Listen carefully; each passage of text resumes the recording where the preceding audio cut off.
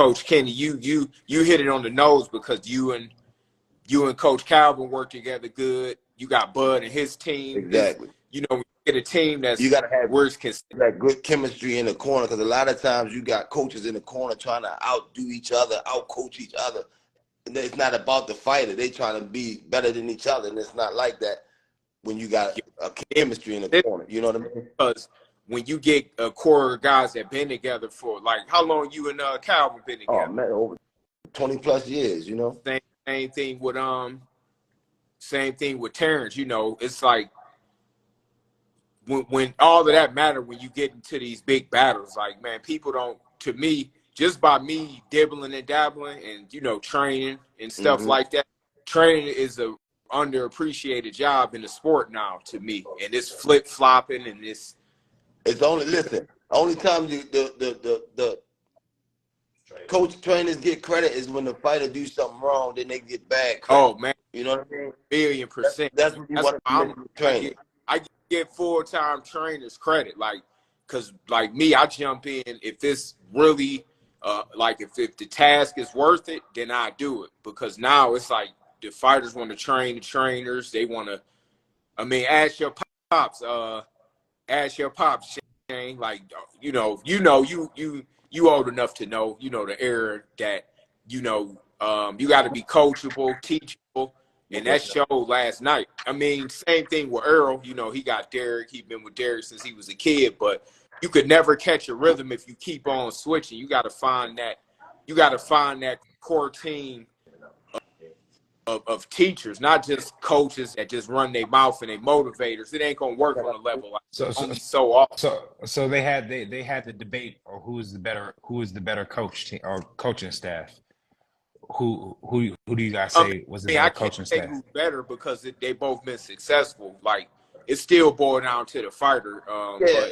They both great. But I'm gonna say this though, I do think that Bomack and them ain't getting enough credit though beforehand. Like, it was automatically a blowout in people's eyes. Like, Derrick James, trainer of the year, which Derrick is a great trainer to me. But to me, they underestimated Bomack and his team. You know, they don't realize that they brought Terrence been with these cats over 20 years, like since he was a kid. So for this camp, who would you say was the better coach for this camp?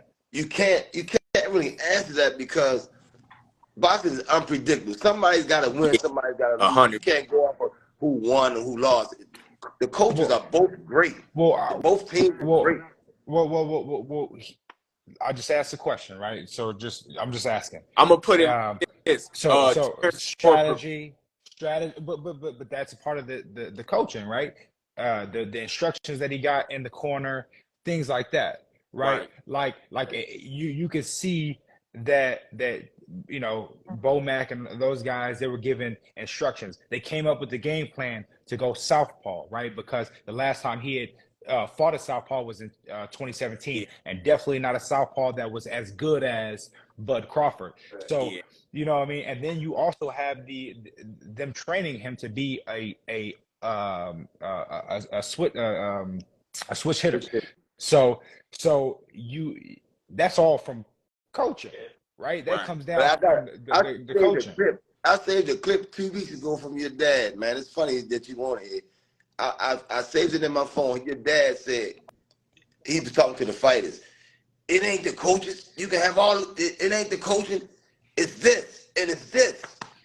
I agree. I agree. But you have this and wait, this but if from asking that specific question, I would say, yeah, you could tell Bud was more prepared. Exactly. But that's why I'm saying, of course, it's the fighter. He got to bring it in there, and he got to do what he got to do. You know why, Shane? You know why? This is my thing going into the fight. Earl only fight one way every time. Like, so my thing was like, okay, when that don't work, you know, and you seen like he shut that off. He didn't have no other thing to go to. So I could say that, like, you know, you could tell that Bud was ready to go to different dimensions if he had to, and Earl wasn't. Like, so, but you got to put it on the fighter too, because you can have hey, Coach Kenny, you know, like I know, you can get a fighter that's hard-headed or that don't listen to you, in the fight, because that's a part of being clutch and being elite. Like, you could have a dude that you could tell something and they just ain't gonna click and not do it. But to answer your question, I would say that it looked like Bomack and it was way more prepared to me. But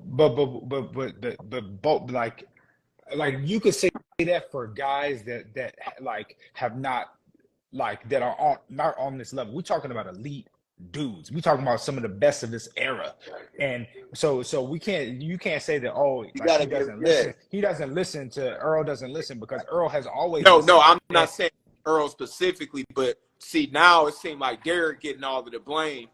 No, like, it's kind of crazy, but at the end of the day, it would have happened.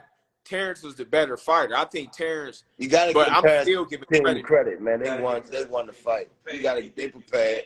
They prepared for it. They trained for it. You know. You got to give them. But could it be something that we don't know, that only Derrick team know? Yeah, because before the fight started, I said, to me, Earl Spence balance was off. When he came in before the fight, the weigh-in, when he was walking, I said, he got a limp, man. He's limping. This was before the fight. And when the first round started, before he even started taking blows, I said, his balance is off. His balance was off. He was just not there. Somebody made a comment that said that he looked like he was medicated. Like he looked like maybe he had a prescription drug, or maybe he looked like a shot fighter. Yeah. Last night. Yeah. You know? But we don't know. Something. No, but like before the fight even happened, like when he was, like you were saying, like walking into the ring. Earl looked like he had a lot. He one of them dudes that always looked like he met, he got that look every time. But balance, man. Yeah. The first round, I thought he won the first round, but his balance wasn't there through the whole fight. So we don't know, man. It could be not taking anything from Spence, but we just don't know. You know, we don't know what goes on behind the scenes. I don't see it being no other outcome fighting Crawford, though. Other than not taking anything away from Crawford. There's no excuses on it. Crawford, but Crawford, because I was just telling the guys that before the fight, they got to go through a series of tests. So evidently he was okay to fight. So Crawford won it fair and square. His team was the best team. So do y'all want to see it again? Y'all want to see the fight again? No, I don't. I really want to see, not because he lost last night. I want to see him retire, man. I can respect. I can respect that. The question's gonna always be there. He was never the same since his accident. He had eye surgery. It's gonna always be there. So if he should lose again, is it because of the accident? He's talking about moving up to 54 where they're bigger and stronger. No, it's time to retire. Once you get to your mid-30s, man, you can't box forever. A lot of fighters don't want to let go. It's time to walk off, man. He had his run. He's a great fighter. He will always be great. It's time to walk off. In my opinion, I think it's I would take some time off and just see, because once it's over, it's over. Take some time off, another year or so. Then when he come back, could it be because of another layoff? No. See, I wouldn't take a year. I would say maybe like 4 to 6 months, and then I would fight maybe a fight at 54. I don't think Charlo gonna come back down to 54 after going 68. I would capture a belt there. But to me, Earl, if he fight a guy that's right in front of him, see, Ugas was right in front of him. Even though Ugas can box, he don't, and punch. I don't think so. Ugas not like that. Too. He got decent fair power, but not like Terrence, but in the same time, like he looked great. Yeah, I think, but I don't think he should fight Earl. It's gonna be kind of hard because I'm sure he got a big minimum in his contract. Like, I'm sure he got on the rematch. They already had it set before the fight, so it's gonna be hard for him to walk away from that. But health, I don't see him. I mean, I see Terrence stopping him again. So I would probably fight another fight at 54 in about 6 months, because, people going to make this layoff as an excuse. So if he take another year off, it's going to be kind of like, but like I say, either or. Like, yeah, you got to be truthful to yourself to know if you still even that hungry. You know, Earl that made a lot of money. He a country dude who just laid back. Who knows if he got that fire, you know, after this. I mean, it sounded like he had the fire, but I think that because like he immediately said, "I want the rematch," and I that might be just the pride, after the fight. Part of a fighter.